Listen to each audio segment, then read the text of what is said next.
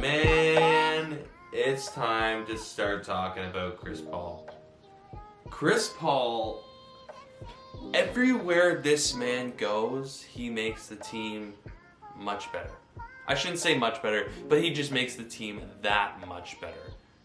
Obviously, he played in New Orleans. New Orleans, he was still a young guy. He made them a competitive team. Goes to the Clippers, my squad. You know, he found a home in Los Angeles after being denied going to the Los Angeles Lakers. Thank God, he ended up going to the Los Angeles Clippers. And, you know, the Clippers, who rightfully so, were a joke in the NBA, he made them a consistent, competitive NBA playoff team. Unfortunately, the Clippers never saw the Western Conference Finals while Chris Paul was there. They've never seen the Western Conference Finals at all. But while Chris Paul was there, they never saw the Western Conference Finals. And, you know, maybe that's due to injury. There's definitely a couple opportunities there where, you know, they definitely could have made the Western Conference Finals, maybe even the NBA Finals, but unfortunately due to injury with both Blake and Chris Paul, it just did not happen. Then, of course, Chris Paul gets traded to the Houston Rockets, and, you know, James Harden starving for a backcourt presence with him. You got the quintessential point guard, a guy that is really a bulldog, standing at 6 feet, the perfect floor general. You know, some people say he's not a great teammate, but I definitely think he's proven that over the years. I think there was a blip in Houston for a bit and a blip in the Los Angeles Clippers organization as well. But, you know, when you look at the impact that Chris Paul brings as a player, the IQ, the ability to be, you know, a coach on the floor, a floor general, Chris Paul is amazing. You know, he does it well on both ends. He's a great defender. You know, I think he's definitely going to be, if he's not already, he's going to be top 3 in steals among point guards, maybe among, you know, players of all time. I would have to pull up the chart, so we'll see. But you know, then he gets moved to OKC. He gets traded for Russell Westbrook, and everyone's like, it's old man Chris Paul and this young team. You know, they don't have anything. There's no chance. And they fought. And Chris Paul, again, made that team better.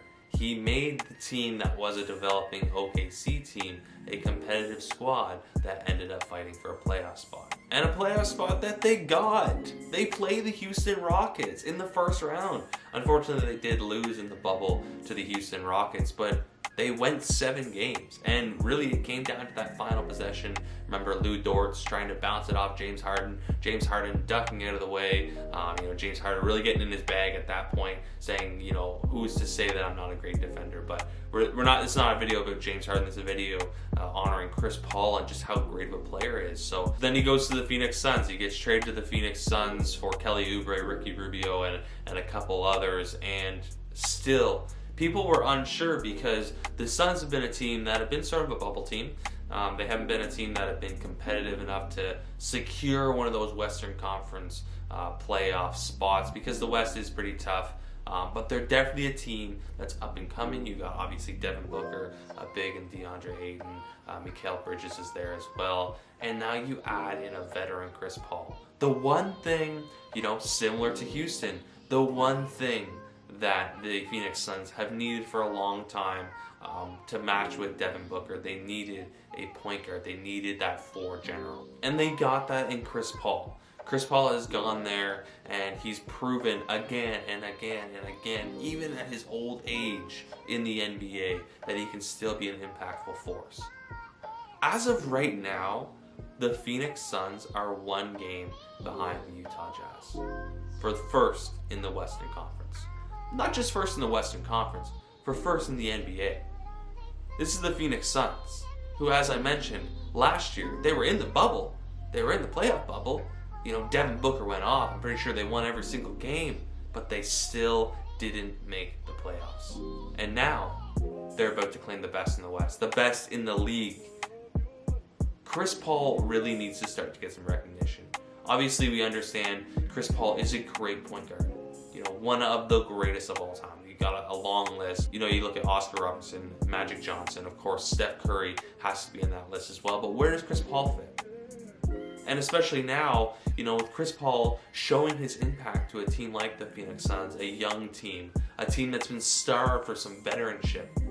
He goes in there and they're about to claim the best in the league.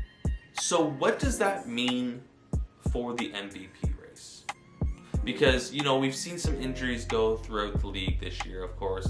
LeBron, AD, Joel Embiid, you know, a lot of these guys have all been injured that have been rumored to be, you know, the favorite for the MVP award this year. Jokic, you know, still is the favorite. He did tweak his ankle in a game a couple weeks ago, but he did come back. But what about Chris Paul? Where does this man fit in the MVP race? Because, like we've said in this video, every single team he's gone to, he's positively impacted. The Suns are, I think, 6th defensively right now as a team, top 10 offensively right now as a team. I'm not sure exactly where they've been offensively, but they're top 10 in both categories. And that's what Chris Paul does. He goes to teams and he has that style of impact on a squad because he, as a player, he as a floor general, he as a leader can do that himself. So he instills that in every single player on the team. You know, for people that know me, know I love the dog mentality in a player. Chris Paul has that. Chris Paul has proven to be a bulldog. Throughout his whole career, he's always carried that mentality. He's the alpha. He's the leader. He's the floor general. He has a high IQ. But so now where does he fit in the MVP race? Because I don't think you can really discount, you know, the effect that Chris Paul has. And I think we really need to take a look. I definitely think Jokic is in that top, you know, that top tier, the top 3. But when it comes down to it, why isn't Chris Paul? What's your excuse for Chris Paul? You know, they're going to surpass the Utah Jazz, who've been dominant all year. They're going to be better than the Brooklyn Nets. Who knows? The season still has to play out. We still have, you know, a couple weeks left. But who's to say if the Phoenix Suns are the first in the NBA? Who's to say that Chris Paul doesn't deserve an MVP? Because you look at them last year, and they couldn't even make the playoffs. We'll see. But my vote's on Chris Paul. CP3.